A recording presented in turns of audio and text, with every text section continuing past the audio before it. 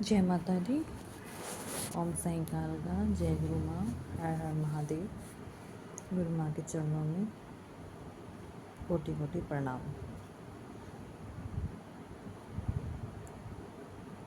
जय माँ भद्रकाली साईं कालका दरबार। बच्चों की जो दरबार में आते हैं वो पूछते हैं कि माँ कालका का या माँ काली का व्रत कैसे रखते हैं। तो आज मैं उसी विषय में वीडियो बना रही हूँ, क्योंकि मैं हर किसी को एक एक करके बता नहीं सकती, तो इसलिए मैंने वीडियो बना के यूट्यूब पे डाल दूँगी, आप सब देख सकते हो। जितना मैंने अपने जीवन में देखा है या जाना है या समझा है, जो अपने गुरु से सीखा है, उसी हिसाब से मैं आप सबको बताऊँगी। इतना ही भक्ति हो चाहे कुछ भी हो, भक्ति भी देखो उतनी ही करनी चाहिए जितना अब हमारे अंदर सामर्थ्य हो, हम कर सकें। भगवान यूँ खुश नहीं होते हैं कि हम सारा दिन भूखे रहेंगे तो ही भगवान हमसे प्रसन्न होंगे। नहीं, ये सोच, ये बात बिल्कुल गलत है।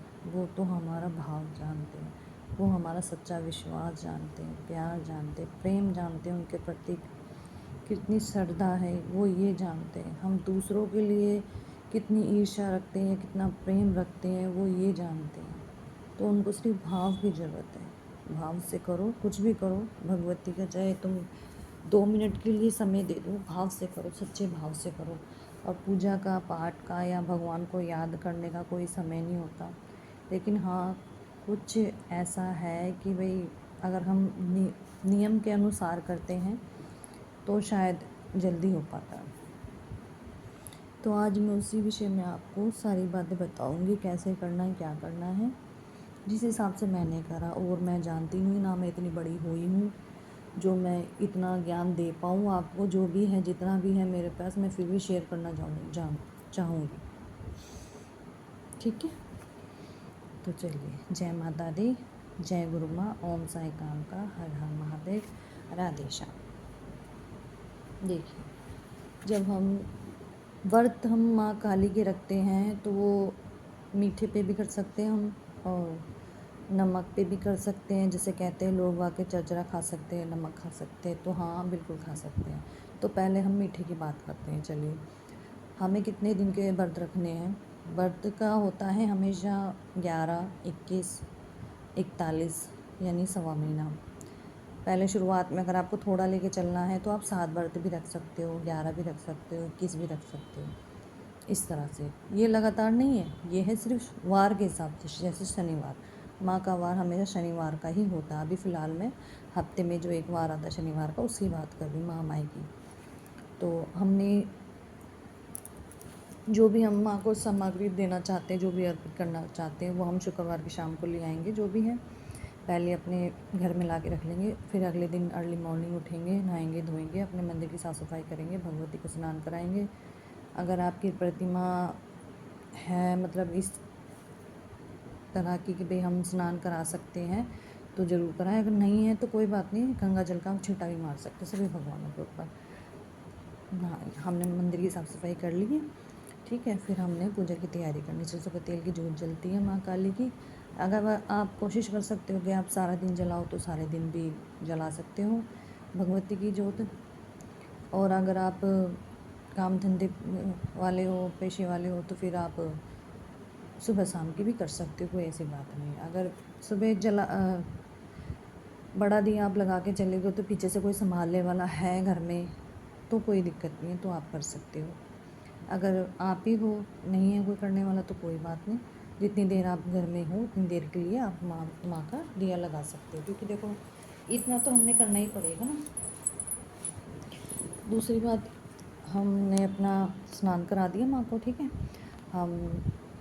अब हमें हाथ में माँ के मंदिर के सामने बैठना है, हमें घर के मंदिर में, और हाथ में अक्षत लेनी है, फूल लेनी है, गंगा जल डालना है और संकल्प लेना है। भगवती को वचनों में लेके, भगवती को याद करके, दिल से अपने गुरुओं को याद करके, और 1 रुपये का सिक्का लेना है। याद करके मन ही मन में बोला कि भगवती मैंने आपको, अभी फ़िलहाल मैं 11 दिन के लिए बता रही हूँ। जैसे अगर मैं 11 दिन के बता रही हूँ तो आप 21, 41 जो भी है बोल सकते हो कि भगवती हम आपकी 11 शनिवार आपके व्रत रख रहे हैं तो श्रद्धा पूर्वक संपूर्ण होए, ऐसा वरदान देना, ऐसा साथ देना। आप साथ दोगे तो ही मैं कर पाऊँगी, वरना आपके साथ के बिना हम कुछ नहीं है कर पाऊँगी या कर पाऊँगा, जो भी है। और ऐसे कह के आप अक्षत और जल फूल माँ के चरणों में अर्पित कर दोगे, और वो 1 रुपये का सिक्का आप जब तक आपका व्रत चलेगा आप माँ के पास ही रखा रहेगा। ठीक है, फिर आपने सरसों के तेल की जोत लगानी है महामाई के आगे। और भी देवी देवताओं की जैसे आप नॉर्मल पूजा करते हो तो वो करनी है कंटिन्यू, कोई ऐसी बात नहीं है। ये सिर्फ बात शनिवार की है। और जोत लगाने के बाद आप माँ को फूल, गुड़हल के फूल पसंद है, गुलाब के भी बहुत पसंद है। नींबू की माला वगैरह नहीं है, ये तो देखो भक्तों के काम होते हैं, जो जैसे दरबार चौकी वगैरह लगाते हैं ना, ये लोग वो कर सकते हैं। हम घर में नींबू की माला नहीं माँ को पहरा सकते। हाँ, मंदिर में हम पहरा सकते हैं, अगर कोशिश करो। जैसे हम व्रत रख रहे हैं, जितने हम व्रत रख रहे हैं अगर उतनी हम हाजिरी भी कर देते हैं तो वो भी बहुत अच्छी बात है। नहीं है तो कोई दिक्कत नहीं है, ठीक है। एक माँ की चालीसा आती है, काली चालीसा, अगर आप टाइम है आपके पास पढ़ सकते हो तो बिल्कुल पढ़े, नहीं है तो कोई बात नहीं, नहीं तो आप ड्यूटी पे से आओगे जब भी कर सकते हो। फिर आपने माँ को 2 पतासे 2 लौंग का भोग माँ के सामने रखना है, और कपूर से माँ की आरती करनी है। एक पानी का गिलास वहाँ पहले ही माँ के पास रखना है। एक जिसे हम कच्ची लस्सी कहते हैं ना, जैसे 1 गिलास पानी में कुछ बूंदे हमने दूध की डाल दी, कच्चे दूध की, उसमें काले तिल डाल दिए।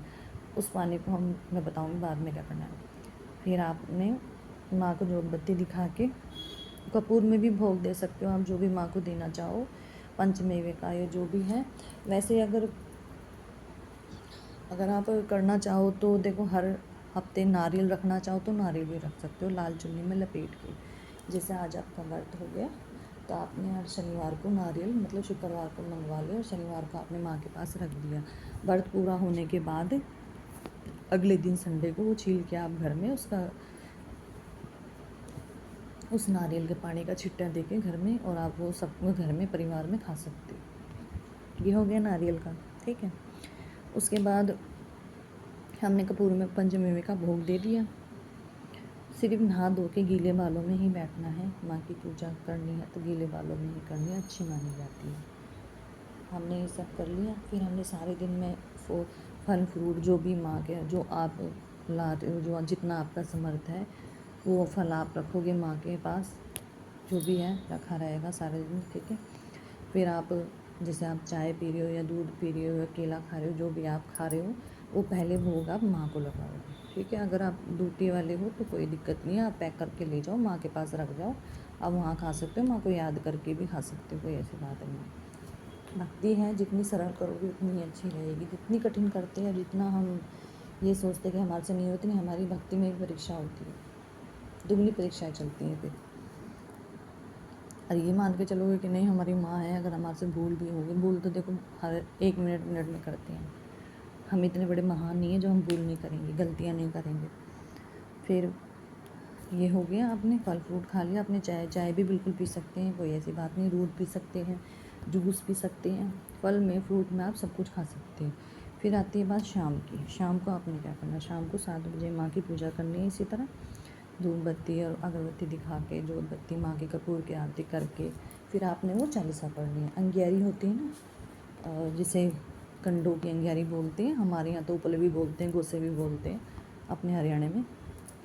तो वो आपने सिलगा के माँ का भोग क्या बनाना है, पहले माँ को गुड़ के चीले भी पसंद है, माँ को चीनी के भी चीले पसंद है, जैसे मीठा डालते हैं हम। तो आपने 7 6 जो भी आपके घर में मेंबर हैं, दो माँ के लिए होने चाहिए। और जो आपके मेंबर हैं घर में, जैसे 5 हैं तो आपने 7 बना लिए, ऐसे 10 हैं तो आपने 12 बना ली, इस तरीके से, क्योंकि 2 तो माँ के जाएंगे ही जाएंगे।